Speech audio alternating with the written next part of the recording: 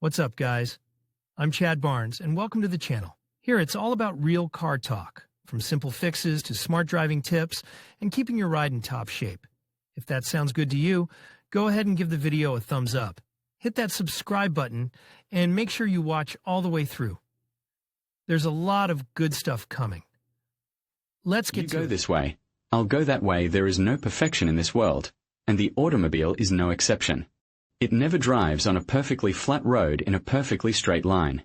When cornering, the differential is designed to compensate for the difference in angular velocity between the outer and inner wheels, in relation to the center of the curve. With its help, one wheel can spin faster or slower than the other wheel on the same axle. But it's not enough. On a front-wheel drive car, the drive wheels not only turn, but also move relative to the axle of the gearbox depending on the terrain of the road. The differential cannot cope with such a whirlwind. It is necessary not only to ensure uniform and continuous torque transmission to the drive wheel, but also to make this torque independent of the angle of rotation of the wheels and the terrain. And for this we need additional degrees of freedom.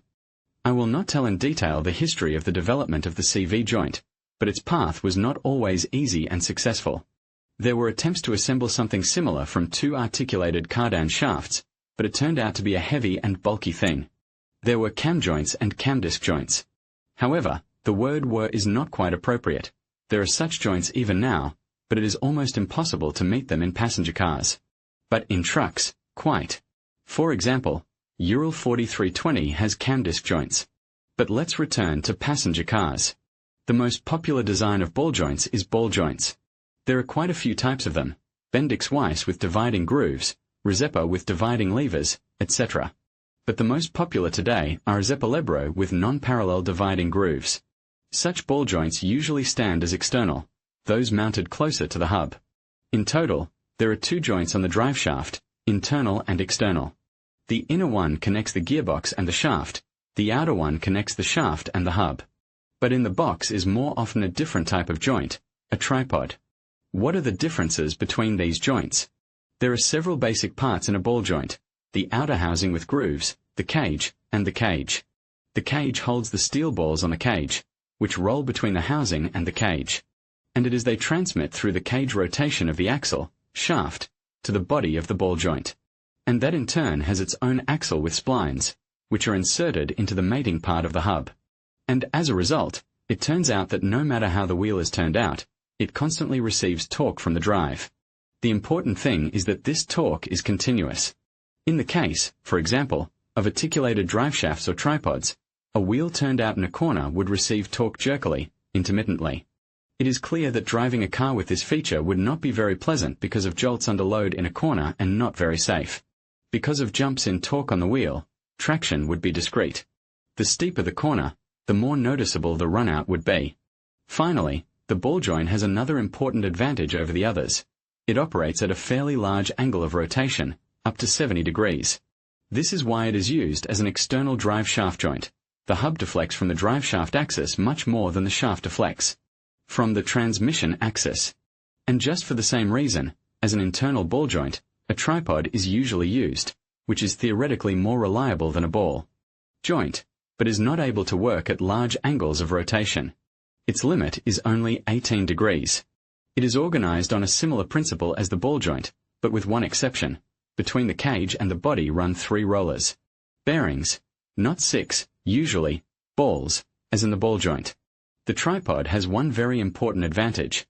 It has a small amount of free travel, axial movement. This is very important, because without this free travel the actuator would fly out of the box on the first pit. The point is that when the wheel is moved, the total length of the drive from the box to the hub changes, and the small axial movement inside the tripod can compensate for it. Thus, the scheme of the drive shaft with a ball joint outside and a tripod inside turns out to be the most preferable. It is this combination that is able not only to ensure its mobility of the driving wheel relative to the gearbox, but also to continuously transmit torque to the wheel regardless of its rotation and movement relative to the horizontal plane. Unfortunately, like any other mechanism, a ball joint does not last forever. At some point it comes to an end and has to be replaced. How to realize that this sad day has come, and how to postpone this day. Racing, dirt, and irresponsibility. the tripod in the box falls apart much less often. And it's not always even clear that there's something wrong with it. Yes, if the entire drivetrain is out of the box, it's immediately obvious. But sometimes it just from old age and inevitable wear grows backlash. And in this case, the signs of failure will not be so obvious. Most often wear of the tripod is manifested by vibration at certain speeds, and the search for the cause can be very long. The existence of the tripod is remembered too late. By this time, the unhappy car owner has already balanced and tightened the wheels, checked brake calipers and discs, repositioned tires, replaced the suspension bearing of the drive, if there is one. But the vibration after all this remains in place. Here it is, a reason to check the tripod. By the way, a similar vibration will occur if the driveshaft is bent. It is difficult to bend it, but possible. The external ball joint, nicknamed for the characteristic shape of the grenade, fails more often than the tripod. And there are more reasons for its failure. Not only old age and wear are to blame. The most common cause of a ball joint failure is damage to its dust cover. There is grease inside the dust cover, without which the joint cannot work for a long time. More precisely, it cannot work without it at all, so a torn dust cover is almost a verdict for the ball joint. It is very important to periodically look under the car and check the condition of the dust cover. If it is dirty and oiled, you need to urgently go to replace it. Sometimes it is possible to save the joint. And whenever possible, it is desirable to inspect the dust cover carefully. Cracks and abrasions on it are inadmissible. There are subtleties in replacing the duster as well. Many people have encountered the fact that the dust cover may cost too much, especially considering that it is just a rubber band with clamps. Naturally, there is a desire to find something cheaper. On forums there are often topics like the dust cover from Niva fits, put 100,500 times cheaper from the 8, and the like. Well, if it fits from Niva, you can take a risk. But more often it happens that it fits with some assumptions. Here it is necessary to tighten, here it is a little loose, but in general it fits.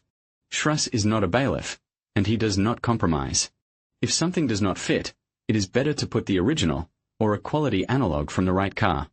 Of course, when replacing the anther, you need to pay attention to the condition of the lubricant.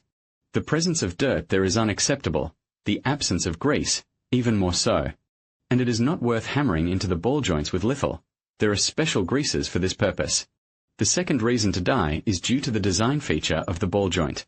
When accelerating in a straight line, all 6 balls of the joint transmit the torque to the wheel, and when the wheels are turned to a large angle, 2 balls. So, gas into the palace in corners wears out the ball joint very quickly. If you want to prolong its life, it is better to forget about such a maneuver.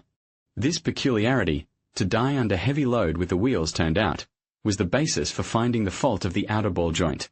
The method is old, but quite effective. Turn the wheels out and press the throttle. You hear crunch or clicks when turning to the right. Change the right external ball joint, to the left one. Sometimes there is a desire to postpone this work, but I would not advise. Yes, if a little bit clicks, the ball joint can still go quite a bit. But not always.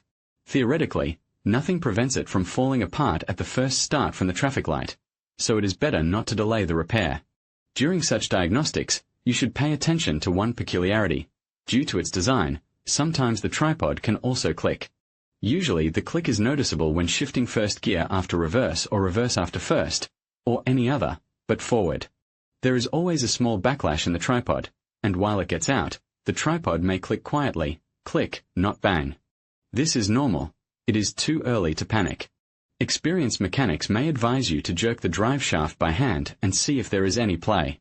Without a hoist this is problematic, and without experience it is often useless. Although they are right about one thing, a noticeable play in the outer ball joint should cause caution. And the last thing, the shaft spins, but the car stands still. Is it always the fault of the hinge? No, not always. It happens that old shafts have corroded or sheared splines. For some reason old Koreans are often guilty of this. In this case, you will have to change the ball joints, because the shaft is part of its housing. And I will finish still optimistically. The health of ball joints mostly depends on the owner of the car. Will not be excessively ruthless when starting on the bends, will watch the dust covers, and the resource of this node can pass and for 200, and for 300,000 kilometers, now they are made qualitatively, it is not grenades on the old 9. So, the rescue of the hinge is a matter of driver's hands. And, probably, it is good. In conclusion, understanding ball and socket joints is essential for maintaining joint health and preventing injuries. These joints, known for their wide range of motion, can become compromised due to factors like wear and tear, trauma, or underlying health conditions. Regular checks, including observing for unusual sounds like rattling, can help identify potential issues early on. By staying informed and proactive about joint care, you can ensure better mobility and overall well-being. Thank you for watching, and remember to take care of your joints.